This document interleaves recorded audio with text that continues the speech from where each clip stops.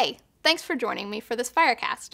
My name is Jen Person, and today I'm going to use Cloud Functions for Firebase to help make my app more family-friendly by automatically moderating the content that people add to it. If you're just starting with Cloud Functions, you should watch this other video first to get set up. Then come back here to follow along. So I have this app that lets people post messages to a discussion group, and to make it more suitable for families, I need to make sure messages are okay by removing inappropriate content. I don't want to duplicate all the same logic in my Android, iOS, and web apps. I'd rather have it all in one place, and I'd like to be able to update it without having to publish new apps to all my users. I can solve this problem with Cloud Functions for Firebase by writing a function in JavaScript that triggers whenever a new post is added to my real-time database. That function will run in Google's Cloud and not inside the app itself. What I want to do in that function is look at the contents of a new post, make changes if necessary, and write the updated post back into the database. The way my app works is like this.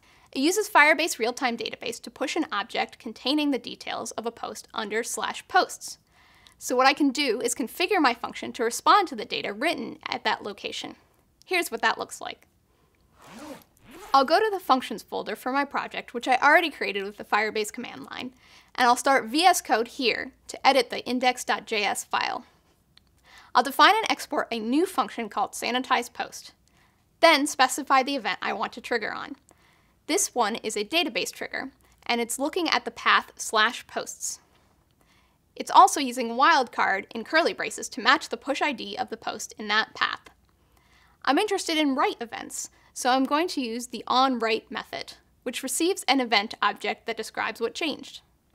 To fill in the body of this function, we need to understand the event that gets delivered here. An event object has a bunch of properties, but there are two in particular that are the most interesting.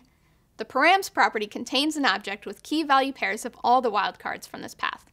In this case, params will have an entry for the push ID that was generated by the client SDK. The event's data property contains an object with a description of everything that changed when the write happened. There's a lot of things in it, so I'll only talk about the most important ones.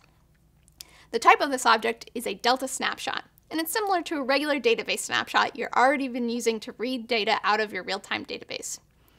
It has a property called key, which is the name of the location where the write happened. In this case, it's the push ID. There are also properties called ref and admin ref. These are database reference objects, just like the ones you already know. There are methods you can call in the Delta snapshot as well. You have a few for navigating and iterating the data at the location of the change, but the one you'll use the most is called val.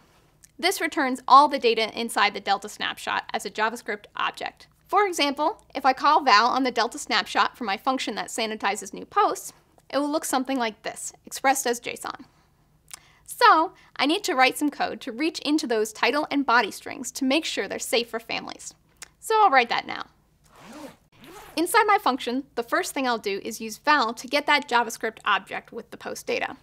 Then I'll call a function called sanitize that takes a string and returns a modified string, overwriting the previous value in the object.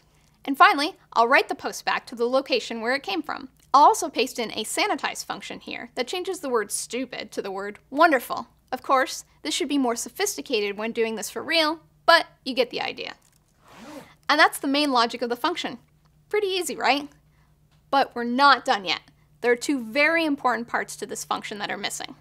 First of all, we don't want this function to return before the write back to the database is complete.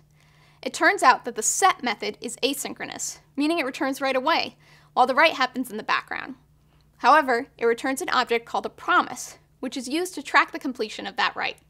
Cloud Functions can use this promise to wait until the work is complete.